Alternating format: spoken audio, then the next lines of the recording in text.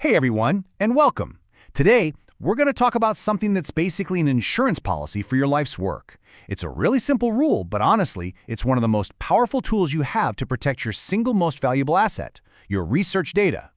I mean, just take a second and really think about that. Years of experiments, countless hours of analysis, all of those amazing discoveries. Poof, just gone. I know. It's a terrifying thought, but it's a very, very real risk. So what's the number one reason this kind of catastrophe happens? And more importantly, how do we stop it? Well, the problem, almost every single time, boils down to one simple but incredibly dangerous concept. It's something we see all the time in academic labs, and it's called the single point of failure. So what does that actually look like? Well, if your entire project, everything, lives on that one laptop you carry around or on that one single external hard drive sitting on your desk, yep, you've got a single point of failure. One spilled coffee, one accidental drop, one little hardware glitch, and everything, and I mean everything, could be gone for good. Okay, the good news is there's an elegant and, time-tested solution to this whole problem. It's called the 3-2-1 rule, and it is the absolute cornerstone, the gold standard of modern research data management. So let's break this down. It's super simple. The 3 stands for having 3 copies of your data. That's your main, working data, plus 2 complete backups. Easy enough. The 2 means you need to store those copies on at least 2 different types of media. You know the old saying, don't put all your eggs in one basket? It's the exact same idea here. And finally, the 1. That's for one copy being located completely off-site. This is what protects you from a local disaster like a fire or a flood in your lab. Now this is where it gets really cool. Check out the math on this. The power of 3 isn't just about having spares, it's about statistics. So if any single drive has, let's say, a 1% chance of failing in a given year, having 3 independent copies drops the probability of you losing everything, all 3 at once, down to 1 in a million. That's a huge leap in security. In this table here, it's a perfect way to see that 2 different media rule in action. You might use a super fast SSD for your live, day-to-day data, right? But for your long-term, off-site archive, you could use something totally different, like LTO tape, which is this high-capacity magnetic tape that has an incredible 30-year lifespan. Or you could use cloud storage, which gives you that crucial geographic separation. See? Each type of media has a different job in building your data fortress.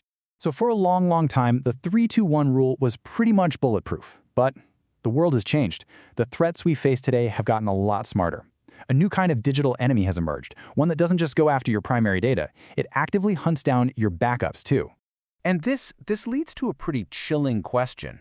What happens when the thing you're counting on to save you is also attacked? What good is your backup if it gets corrupted or encrypted right alongside your original files? This exact vulnerability has forced a critical evolution in how we think about protecting our data. And the culprit, of course, is ransomware. This stuff is just nasty. It's malicious software designed to worm its way through your network, encrypting everything it can touch. And here's the kicker. If your backup drives are conveniently connected to your network all the time, they just become another target, rendering your entire safety net completely useless. So, to fight back against this modern threat, the classic rule had to evolve. It got an upgrade. We now have what's called the 3-2-1-1-0 rule. Just think of it as the 21st century update to that data insurance policy we've been talking about. So what's this new 1 all about? Well, it stands for an immutable or an air-gapped copy.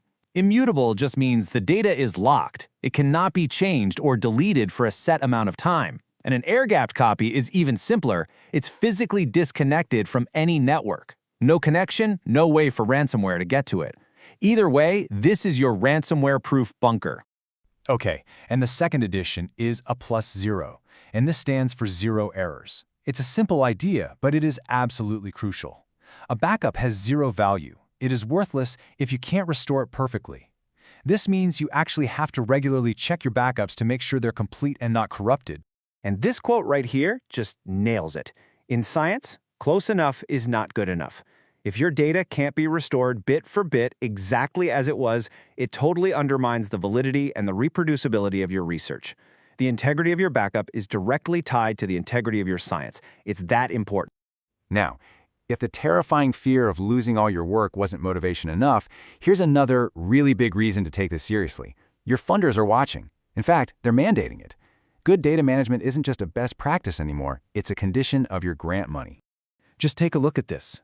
We're talking about the big players here, major funding bodies all over the world, from the NIH in the US to the ERC in Europe. They now require formal data management plans. They spell out exactly how you're expected to protect your data and for how long. The Wellcome Trust even asks for preservation for the lifetime of scientific value. The bottom line is, this stuff is not optional anymore. It's part of the job.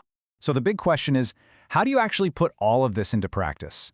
Let's wrap this up with a few clear, actionable steps you can take starting today to build your own data fortress and make sure your research can stand the test of time.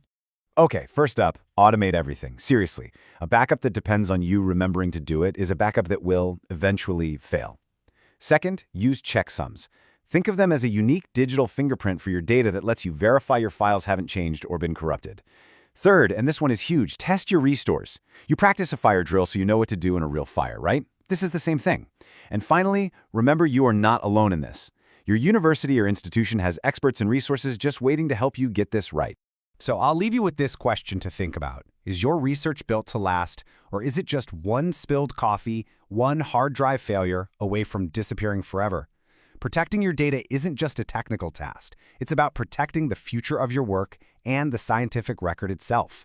This isn't just a guideline. It's your commitment to creating research that endures.